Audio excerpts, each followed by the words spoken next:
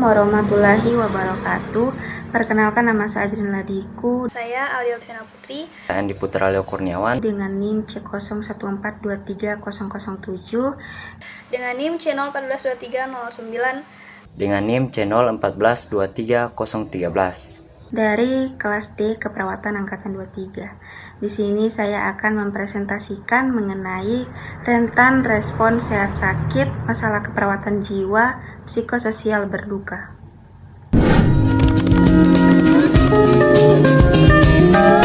Yang pertama ada definisi berduka.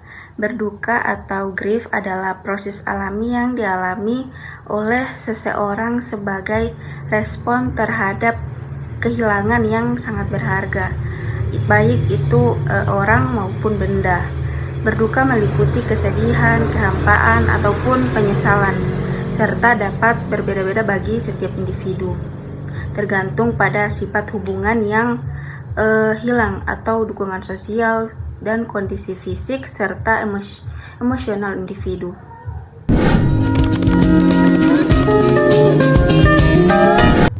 Yang kedua ada jenis-jenis berduka. Ada beberapa jenis-jenis berduka yang dapat dialami oleh individu. Yang pertama ada berduka normal, di mana ini berlangsung dalam beberapa waktu setelah kehilangan dan juga dapat mempengaruhi emosi, pikiran, serta perilaku.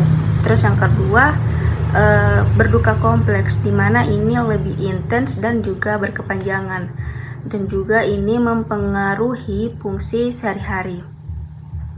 Yang ketiga adalah berduka antisipatif, di mana ini dialami sebelum kehilangan yang akan terjadi.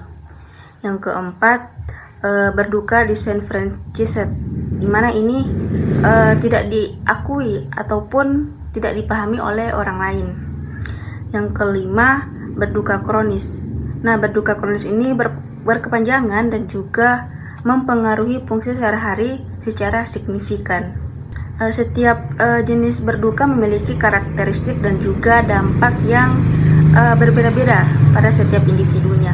Nah, menurut Elizabeth Kubler-Ross, terdapat 5 tahap yang biasa dialami oleh seseorang yang menghadapi krisis atau situasi kehilangan, yaitu yang pertama penyangkalan atau rasa denial.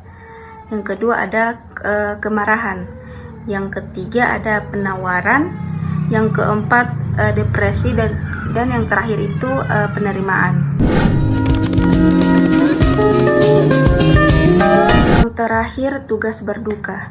Nah, untuk tugas berduka ini ada 6 tahap yang harus dilalui untuk mengatasi perasaan duka. Yang pertama itu menerima kenyataan kehilangan, di mana kita harus menerima bahwa kehilangan telah terjadi dan tidak dapat diubah.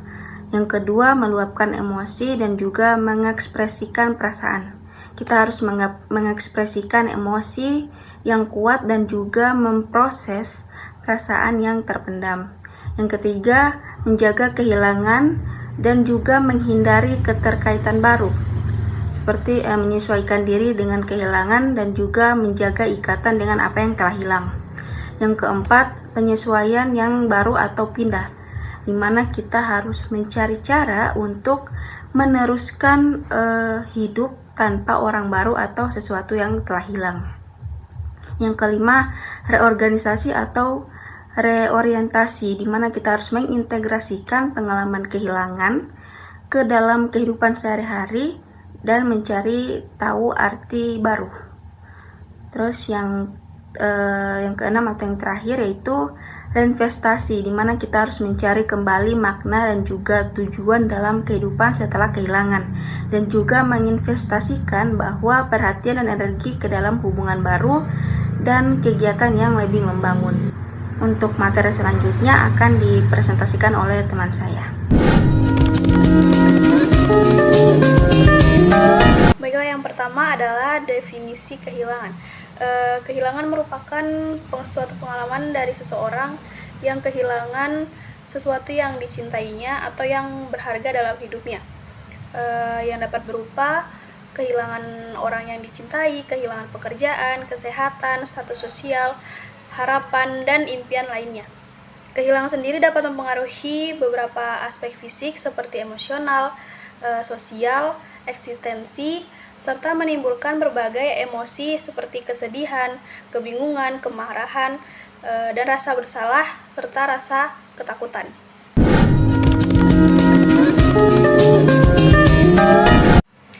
Selanjutnya terdapat beberapa jenis dari kehilangan sendiri, yaitu yang pertama kehilangan nyata, yang kedua kehilangan yang dirasakan, yang ketiga kehilangan antisipatoris, keempat kehilangan ambigu, dan yang kelima kehilangan simbolis. Yang pertama adalah kehilangan nyata. Kehilangan nyata itu merupakan kehilangan yang dapat diidentifikasikan secara objektif.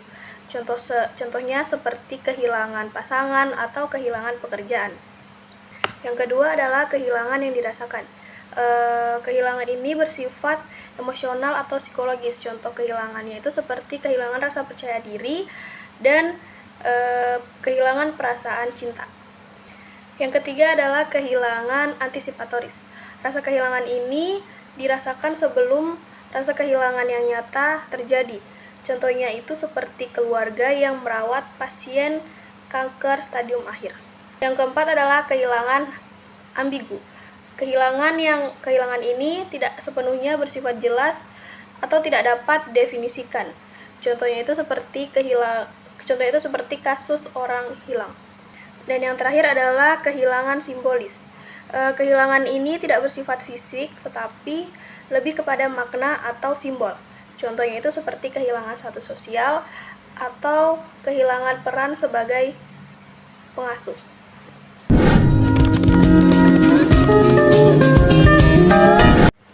Selanjutnya adalah berbagai reaksi seseorang terhadap kehilangan yang dapat mencakup beberapa dimensi, yaitu yang pertama reaksi emosional, yang kedua reaksi kognitif, yang ketiga reaksi fisik, dan yang keempat adalah reaksi sosial. Yang pertama itu reaksi emosional. Reaksi emosional sendiri itu contohnya seperti sedih, marah, rasa bersalah, kebingungan, dan juga kelegaan. Yang kedua adalah reaksi kognitif. Contoh dari reaksi ini itu seperti kesulitan dalam memproses kehilangan, kemudian mempertanyakan alasan, dan gangguan dari konsentrasi sendiri. Yang ketiga adalah reaksi fisik. Contoh dari reaksi fisik ini seperti gangguan tidur atau jam tidur yang tidak teratur, kemudian nafsu makan yang menurun, kelelahan, atau sakit fisik. Dan yang keempat adalah reaksi sosial. Contoh dari reaksi sosial ini yaitu menarik diri dari orang lain atau mencari dukungan dari teman dan keluarga. Baik, untuk materi kaitan dari grief, bereavement, dan mourning akan dilanjutkan oleh rekan saya.